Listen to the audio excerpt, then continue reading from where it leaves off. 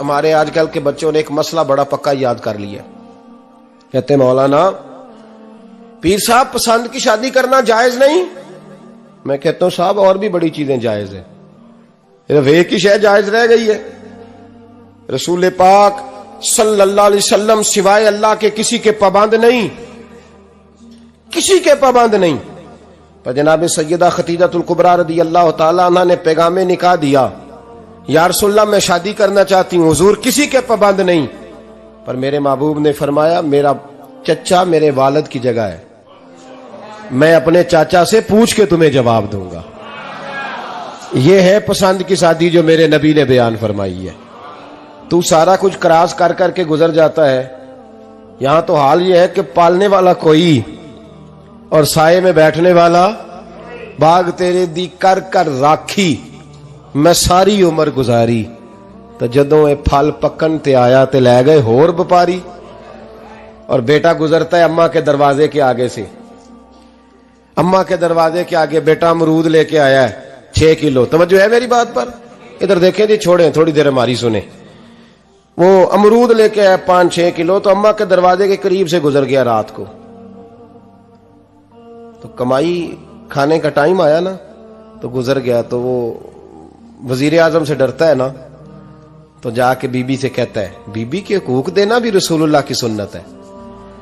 لیکن یہ کیا بات ہوئی, تو نے بیوی اور ماں کا مقابلہ شروع کرا دیا.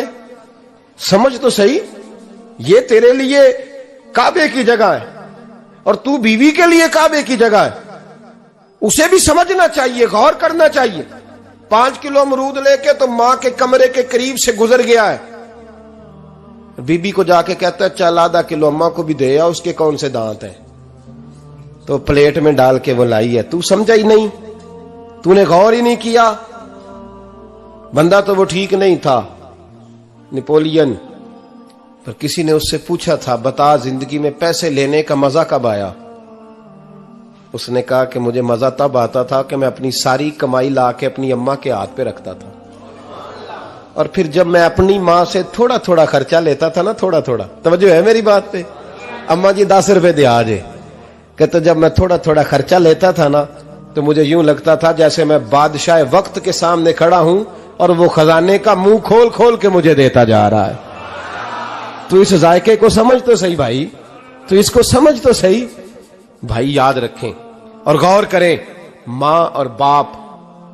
اور پھر یہ بھی سن لیں, نبی پاک صلی اللہ تعالی علیہ وآلہ وسلم نے ماں باپ کے لیے فرمایا ہما جنتک و نارک, یہی تیری جنت ہے اور یہی تیرے لیے جہنم ہے. اگر یہ راضی ہو گئے تو تیرے لیے جنت ہے, ناراض ہو گئے تو چاہے تو 100 پیر کے مزار پہ حاضری دے آ, لیکن جب تک ابا راضی نہیں اتنی دیر تک اللہ راضی. یہ حدیث پاک ہے, حضور نے فرمایا جس کے والد راضی اس کا اللہ راضی, اور جس کا باپ ناراض اس کا اللہ. ہاں بے شک. اب یہ حدیث ہے نا, تو سارے ولی ایک طرف بیٹھ جائیں کہیں یا اللہ بخش دے مرید کو, لیکن اگر ابا کہے یا اللہ نہ معاف کرنا, تو اللہ ان اولیاء کی نہیں مانتا, والد کی مانتا ہے. اس لیے بلے شاہ سمانی اڈدیاں پڑھنا ہے, جیڑا گھر بیٹھا انہوں پڑھیا ہی نہیں. بھائی یاد رکھو, ماں باپ سے پیار کرو, ان کی خدمت کرو, ان کے پاس بیٹھا کرو, اور ماں باپ کو ٹائم دیں, وقت دیں, چند گھڑیاں ان کے پاس بیٹھیں. آپ یقین کریں ابا جی سے آپ مشورہ کر لیں, صرف مشورہ, مرضی بے شک اپنی کریں, لیکن اس مشورے میں آپ کو اتنا سایہ ملے گا کہ زندگی میں کبھی ناکامی نہیں ہوگی. پر اسی سجن دی مننی ابے دی نہیں مننی. وہ پھٹے پہ جو نلائق ہماری طرح کا بیٹھا ہے اس سے مشورہ لینا ہے, والد سے نہیں لینا. باپ کے پاس بیٹھیں, اس سے مشورہ لیں. میرے ابا جی کسان تھے, میں نے اپنی زندگی میں ڈھیروں چیزیں اپنے باپ سے سیکھی ہیں, درجنوں چیزیں سیکھی ہیں. میرے والد بڑے خوددار تھے, مزاج میں عجیب سی خودداری تھی. کوئی بندہ کبھی حال پوچھ لیتا تھا نا کہ حالات کس طرح کے ہیں, تو فرماتے تھے بھائی اگر بتانا ہوا تو اپنے اللہ کو بتاؤں گا. الحمدللہ بڑا فضل ہے, میں نے ان کے ہاتھوں پہ ہمیشہ چھالے دیکھے, ہمیشہ چھالے, لیکن ان کا ہاتھ کبھی کسی دنیا دار کے سامنے پھیلتا ہوا نہیں دیکھا. لوگ مجھے کہتے ہیں آپ کس پیر صاحب کے صاحبزادے ہیں, تو میں کہتا ہوں میں اس پیر کا صاحب دادا ہوں جس نے محنت کر کے حلال کی کمائی کھائی ساری زندگی. یہ لوگ پیر نہیں ہوتے, یہ مرشد نہیں ہوتے. اور میں نے درجنوں چیزیں سیکھی ان سے. تو سیکھنے تو بیٹھ, تجھے ہزاروں چیزیں ملیں گی. بھائی اپنی زندگی میں ماں باپ کی طرف دیکھو, سب سے ضروری کام ہے انہیں وقت دو. اماں کے او بھائی بڑا مشکل ہے دنیا داروں سے تعریف کرانا. اماں دے کول تے ایویں 2 منٹ راتی بھئی نہ آکھی اماں پیر کٹے نہ رضائی جو تیرے گھٹ چھڑا. اماں کہندی جا میرا پتر تھکیا آیا تو سو جا کے, میں کدو کام لگی سا, میں کدو حل وان ڈئی سا, جا سو جا کے. بس یہ کاروائی ہے.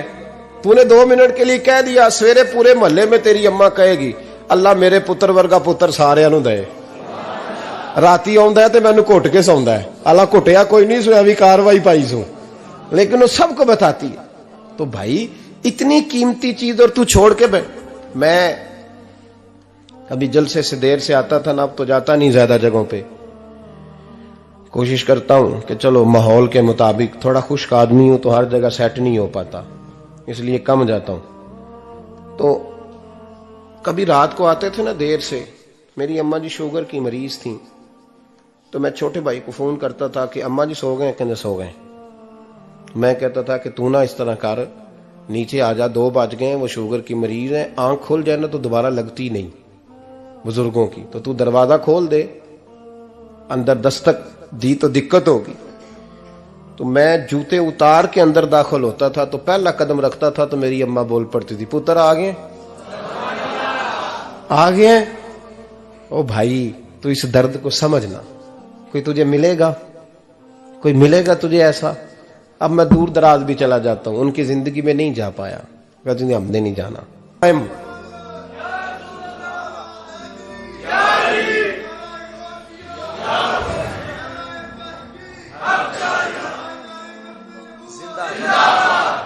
سنے عزیزو, کہا جب تیری اور تیری ماں کی سوچ میں, اور نبی پاک صلی اللہ علیہ وسلم نے فرمایا ہے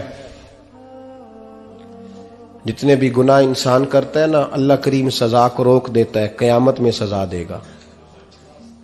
اور جو ماں باپ کا نافرمان ہے نا, اس کو دنیا میں بھی سزا ملے گی.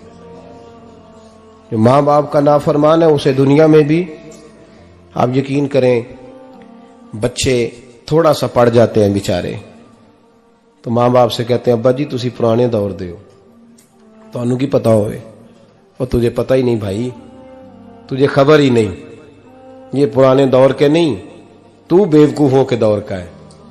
تو سمجھ یہ کوئی تعلیم ہے. اکبر الہآبادی نے کہا تھا ہم ایسی لاکھوں کتابیں قابل ضبطی سمجھتے ہیں, ضبط کرنے کو دل کرتا ہے.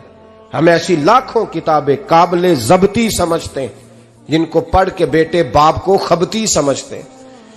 بات ہے کرنے والی, ماں اور باپ اتنا بڑا درجہ ہے. اور بھائی